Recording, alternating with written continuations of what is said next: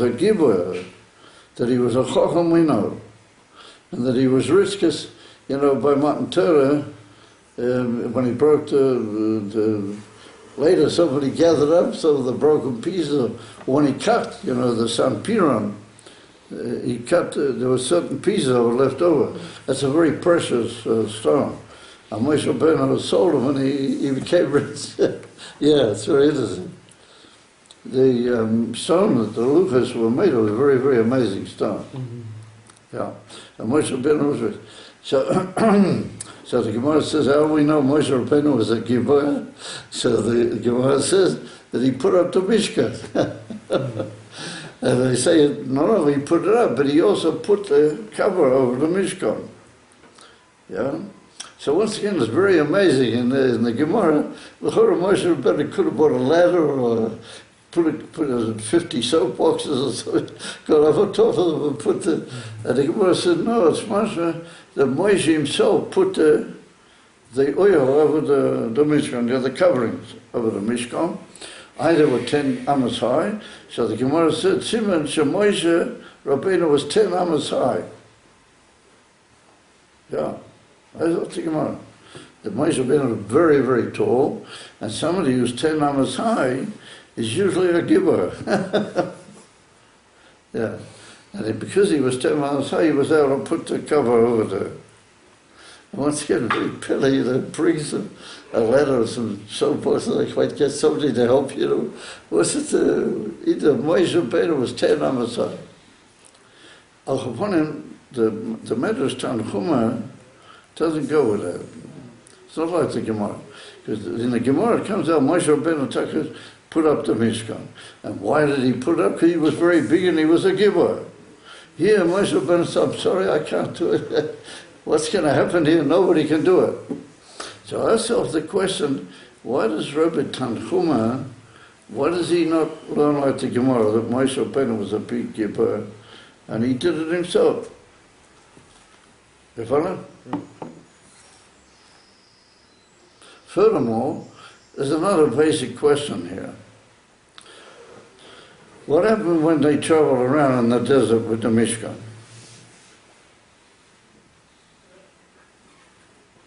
They packed up They used to take the Mishkan down, the Levium used to take the Mishkan down. They used to travel 3 days ahead of the whole Machane Yisrael, and they would put up the Mishkan, and it will be ready by the time the whole KLALI Yisrael arrived. I mean, you know about that. Yeah. So I asked the question, if nobody can put up the Mishkan, it was such a problem that all these great Chachamim came to Moshe. And they said, you know, we can't put it up.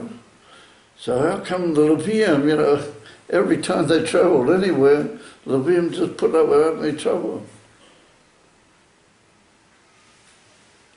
Interesting question. So what is the answer? If we just go Bapashtas, why were the Levium able to put it up? Because they got together, a lot of people. They used pulleys and all sorts of stuff. And they put it up. We could say that. Mm-hmm. Why didn't Moshe Rabbeinu do that? Why did he say, nobody can lift it up? Nobody can do it. Hashem said, yo, so you do it just by show, and that's all going to happen. Pillar, wondrous business. And you've all heard of the famous Medrash. There's a famous story in the Medrash. He likes hearing stories. So we'll tell the story. He does, he admits. It's the famous story in the Medrash Rabbi, in Koheles Rabbi, that tells the story about Rabbi Chanina ben Doisa. I said we're going to get a very special pork for a Baruch also. Maybe some hot, really hot Turkish coffee or something. I don't know. I don't mind that. But a lot of these guys are very, you know, they don't drink coffee. So I'll have to either fork with some cold water or something. I'll take the coffee, please. So anyway, Oh, so he's a advisor. So, I thought the question, you know, how come the Levium, that problem never seems to be mentioned by them? So, one can answer, because they, you know, they got together police and they got a lot of people together on one carriage and they got them up, you know. So why didn't Moshe Rabbeinu do that? And why did Hashem say to him, you just do that? So the Medrash tells us about Rabbi Hanina ben Doisa. You've heard of Rabbi Hanina ben Doisa. But he was at the time of Rabbi Yochanan ben Zakkai also. And he was a very great, unbelievable tzaddik. And many miracles happened with him, you know that. The Gemara Masechet Taina tells us about him. He was a very great, a miraculous sort of person. So Rabbi Hanina ben Doisa, he once walks out of his house and he sees all of a sudden a big, beautiful stone, a very powerful and beautiful stone, laying not far from where he lives, on the side of the road, or on the side of the path. Big, very impressive stone. So he said, I would like to donate that stone to the Beis HaMikdash. I'm sure they could use it, you know, and it would be very useful for the upkeep of the Beis HaMikdash. He was still, early in his life, he was still at the time in the Beis HaMikdash, the same as Rabbi Yochanan ben Zakkai. He also saw the Beis HaMikdash. So he's thinking about, you know, what can I do? I'm down here, the Beis HaMikdash is up in Yerushalayim. You know, that stone's too heavy for me, you know. And he was a poor man, Rabbi Yochanan ben Doisa. Rabbi Hanina ben Doisa, to pay for a whole transport to get it to Yerushalayim. I suppose, you know, it was a little bit not so practical for him. So he's standing there. All of a sudden, 5 people walk up, 5 guys. They come up and they say to Rabbi Hanina ben Doisa, you know, what are you standing around here about? You're usually sitting and learning or davening. I said, what are you standing here thinking? You know? So he said, well, yes, I just thought about this stone, how wonderful this would be for the Beis HaMikdash. He said, but it's a bit of a problem, you know, how to get it there. So they said, take your small finger, and just put your small finger on the stone. What can he lose? So Hanina ben Doisa put his small finger on the stone, and a few minutes later, he's standing in Yerushalayim, right alongside the Beis HaMikdash, and there are plenty of Levium and other people who are ready to help, and he's getting that stone right into the Beis HaMikdash. He's standing right alongside Yerushalayim. So naturally his eyes were jolly. He thought, what on earth is happening around here? It must be that these guys were Malachi Ashores. They must have come down the phone. Yeah? And what did they say to him? They said, just put your finger, your small finger, on the stone, and that's it. So I thought the question, they could have said to him, listen, Rabbi Hanina ben Doisa, no problem. You just stand where you are, we'll take care of the matter. Yeah. They didn't say that. They said, you have to put your small finger. If you put your small finger, then things will work. That's the same thing was written here. Moshe Rabbeinu said, you can't do it, man. What's he going to do? You know? So Hashem said to him, to put your hand on as if you're doing something, and then that's all that's going to happen on its own. So there must be some deep sort of message hidden here that he has to do something, a minimum. If he will do it, then Hashem will look after the rest, and it's going to happen all on its own. So comes along the Sifsei Chachomim, And he says something which I don't know if we can agree with it, ultimately. But he says a very geschmackige thing.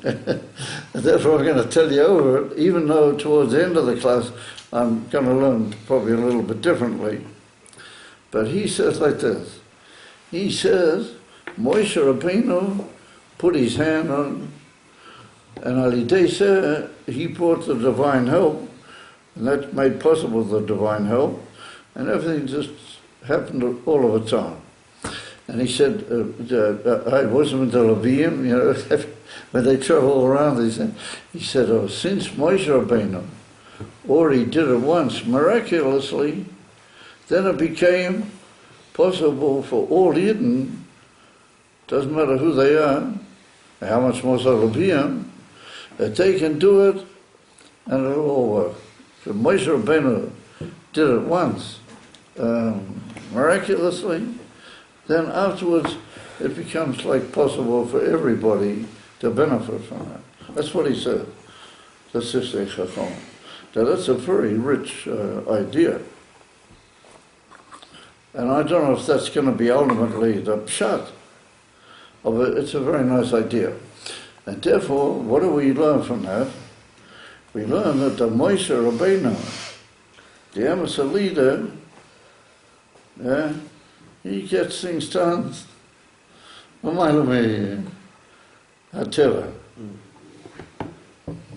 And he's got a Avtocha from Hashem, he's just got to do something, and then it's all going to happen. Once he's done that, then you can come along, and it's all going to happen for you. You might have to put in a little bit more effort than just putting your hand on it. You're not going to have to be Shimshon a giver or something. You're not going to have some unusual cranes or something. It'll all be able to happen. Things will happen. And why is that? Because Moshe Rabbeinu made it possible. And how did Moshe Rabbeinu possible? Because Moshe Rabbeinu is helped very specially by Hashem. So, I think if we all think about it, and being as we are Chasidei, Chabad, and we know what the Rebbe has done for the world, that we see this on wherever you turn, the Rebbe made certain things possible. The Rebbe said, everybody said, this is not going to work, forget about it. And the Rebbe made it work, and every day what he made it work, everybody can do it. It's happening all over the place, and all sorts of things can be achieved. And a person says, I'm sorry, I'm just a little schlepper. And so the answer is that, you're a schlepper. Yeah, you are. But since you're connected with Moshe Rabbeinu, and you, as it were, rely, and you give yourself, it was believed, to his help, then things happen differently. But up to here is the peer at a Sifsei Chachomim. But I don't know if we can really learn that way finally, but we can learn in a way that won't completely, dismiss what he's saying. Because, look at the one kasha what the Sifsei Chachomim says, why did the Levium, when they lifted over where they travel, why did they have to have, like Moshe Rabbeinu's help and Nissim through Moshe Rabbeinu and the whole thing? Look, they just had to have some pulleys and, get a whole bunch of Levim. They were energetic guys, and they were lifted up, what's it a big deal? And that brings us back to our original question. Why didn't Moshe Rabbeinu have that eitzah? Why didn't he bring in some of his... Everybody would have wanted to help Moshe Rabbeinu.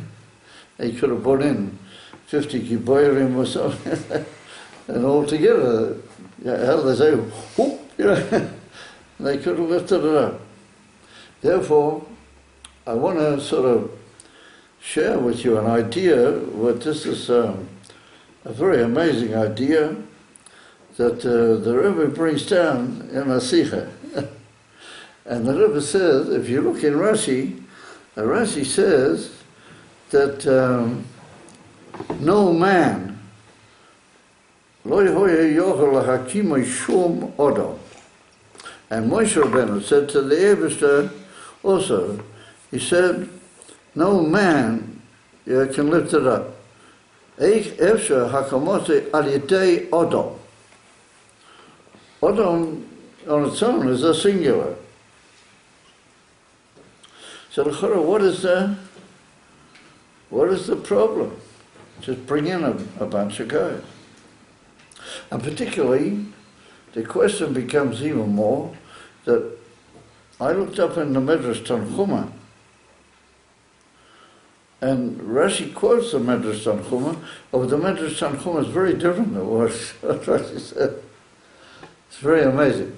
And it's written in the Medrash Tanchuma that they finished the whole Mishkan. Moshe Rabbeinu, for some reason, with the Targum Yonason, has answered it. He's way in the base of Medrash somewhere. And they finished with the whole Mishkan. And it's written that the Yidden thought that the Shekhinah was going to come down and be sure already before the Mishkan actually stood up. They thought, we've done everything. We've done everything we've been commanded to do. Now, so let the Shekhinah come down and rest already. So they're waiting around. They see the Shekhinah doesn't come down. So they said, maybe because we haven't put it up yet. Maybe because they haven't put it up. So they went to the Chachmei Lev. You know, all the people had done all the Ikar Malacha. They said, listen, you guys have got to put it up. So we've got to put up the Mishkan. So it's written that the Chachmei Lev agreed with them. And they said they'd like to put up the Mishkan. And it's written in the Medrash Tanchuma that it didn't work. That every time they tried to put it up, no fault. Wasn't a big problem, you know, it didn't work. They went to Betzalel. He was the big Chacham and the big, you know, Uman with the guns. And they said, come on, Betzalel, you got to put it up, you know. So Betzalel said, I'm sorry, I'm not going to be able to do it. Betzalel, if I remember rightly, he didn't even go into the whole game. He said, I'm sorry, I can't do it. So, what is the problem? You know, so it's written that they got into such a difficulty that they said the only Eiter we have is to go to take the whole thing the way it is. Let's take the whole thing, and the Shekhinah's not being shown. Yeah. Let's take the whole thing and give it to Moshe Rabbeinu. And they had a bit of a schmooze amongst themselves. And they were getting a bit angry, and they're saying, listen, this Moshe Rabbeinu told us to build all this Mishkan, and we're making all these kelim, we're doing all these amazing things, and it's not, you know, it's not standing up. What does he want of us, this Moshe Rabbeinu? What does he think? So they were already a little bit sort of worked up, you know, by the time they get to the base of Medrash. And they come into the base of Medrash, and they say to Moshe Rabbeinu, what have you done, you know? So it's written that Moshe Rabbeinu remained calm, relatively speaking, because he realized, and it's put down there, Baritas, and it's a big long piece in the Medrash Tanchuma, big long piece. And it's written that he instructed everything, but he didn't actually have any part in the actual Malacha. And that Hashem left him this thing specially for him. And this was like appease Moshe Rabbeinu. And that's what Rashi does, sort of quote that. Well, at the beginning, and Moshe Rabbeinu was going to face a big, tremendous fulfillment that he's going to be able to lift up he's going to have the schus of putting the Mishkan up. And that made sense to him, and Hashem wanted him to do that. And so then, it's written in the Medrash Tanchuma, that Hashem said to him, listen, there's a problem. You know, all the people's fallen down by all the other people. Hasn't worked. He said, you just put your finger and everything's going to be all right. Up to here is better what's written in the whole business with the crushing being heavy and all that's not written in there. It's not put down in the cloud. In the Medrash Tanchuma. So, what is Rashi doing? He sort of quotes the Medrash Tanchuma, but he doesn't, and he alters it and he puts in certain things which are not written there, but he does bring in, and then when he finishes, he said, oh, that's the Medrash Rabbi Tanchuma. Okay. That's the Medrash Rabbi Tanchuma, it's very different. Elamai, we have to say that Rashi was looking for a reason, was it a problem? Why couldn't it? You got all these guys, the Chachomim, what's the problem with putting up the Mishkan? Anyway, we have to say that the Kroshim are too heavy. The Kroshim are too heavy. Bring a crane, bring some trolleys, pulleys, and ropes, and put up the Kroshim. What's the problem? It comes along, the Rebbe now comes in, and the Rebbe learns in Rashi a very amazing thing. And he says that Rashi is of the opinion that the Eibishter wanted the first time the Mishkan was put up, that it should be put up only on the day Adam Echad.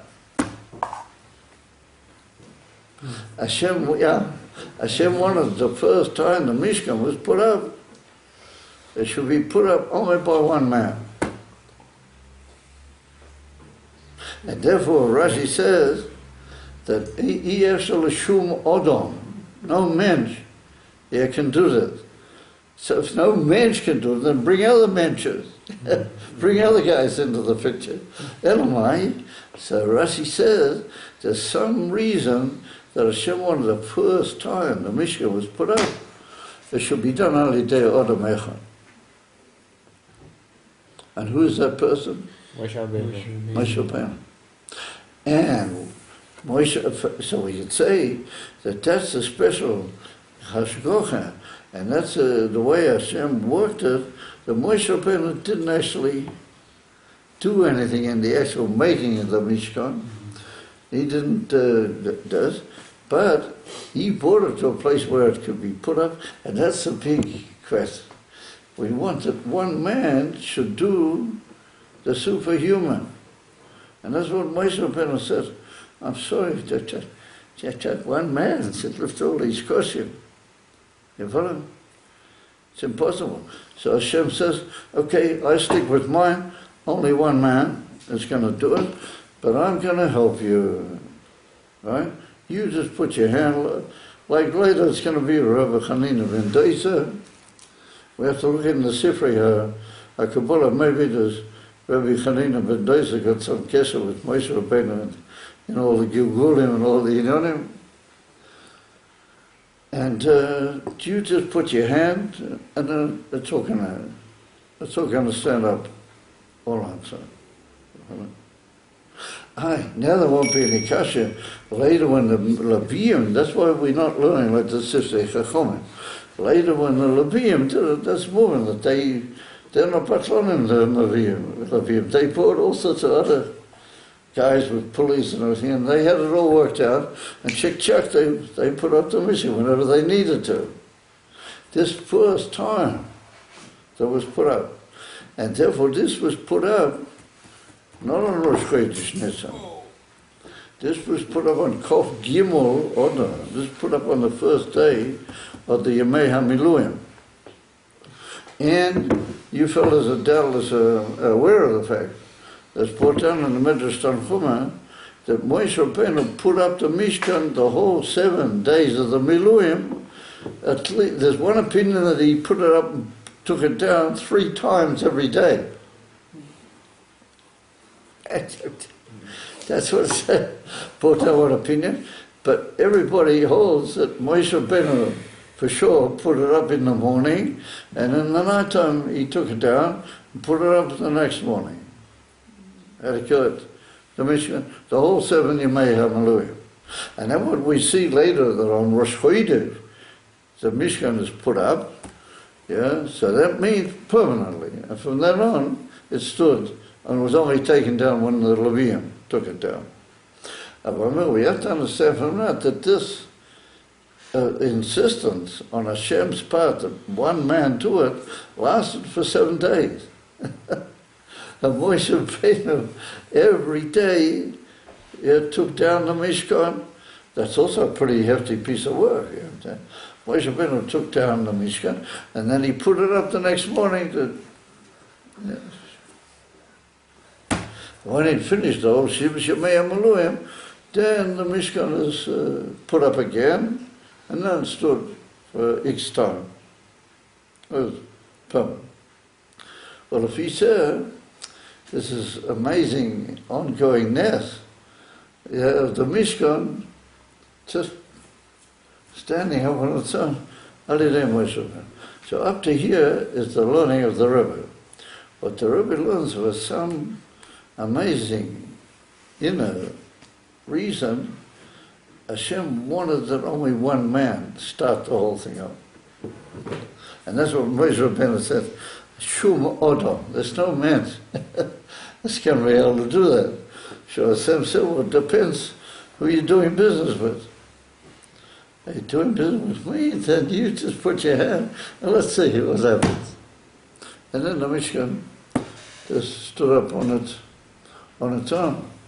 So Lafi said, that there's a whole amazing, what we might call hidden kavanah here, according to Medrash Rebbe Tanchumen. In the Gemara, it's a different thing. In the Gemara, we see that Moshe Rabbeinu was a Gibor. He was 10 Amasai, according to the Gemara in Masechet Nedorim. In Shabbos, they throw a bit of doubt on that in the Gemara, and therefore some people say it's almost like a problem between the two Gemaras, like I said. That's a different picture altogether. Moshe Rabbeinu put it up and he worked hard at it and he did it. Well, according to the Medrash Tanchumen, and Rashi brings that as Pirush ala Chumi. And we all know that Rashi learns simple pshat.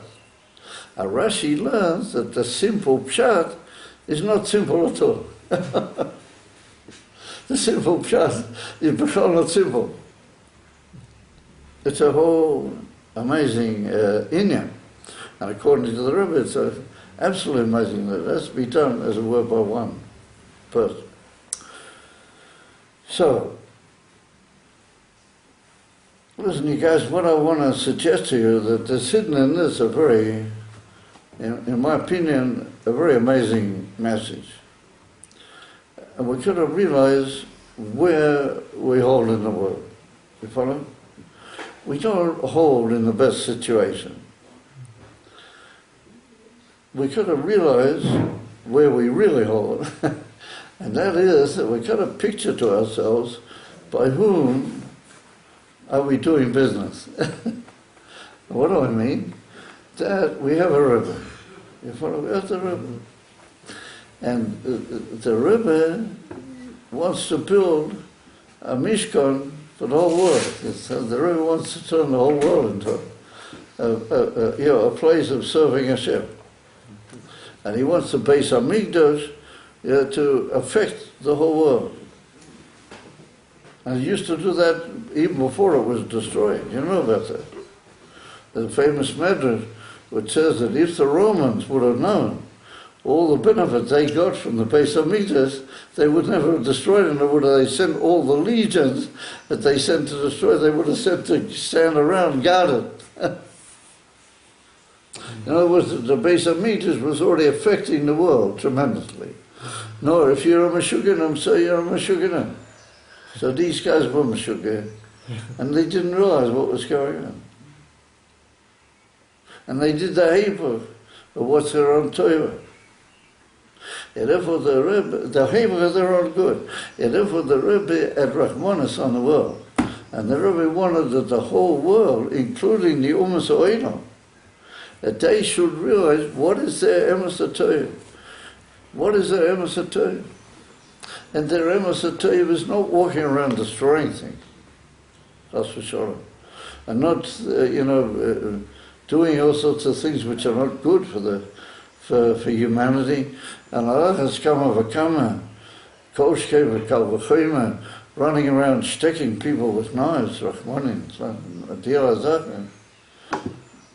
that's not their benefit. They think in their crazy mind that that's their benefit. The Rebbe wanted to teach a whole different benefit. And that benefit would be ultimately expressed in the Beis HaMikdash Kipshuta. And each person has got to realize that in the meantime he's got to build his Beis HaMikdash, and he's got to present his credentials to Melech HaMashiach.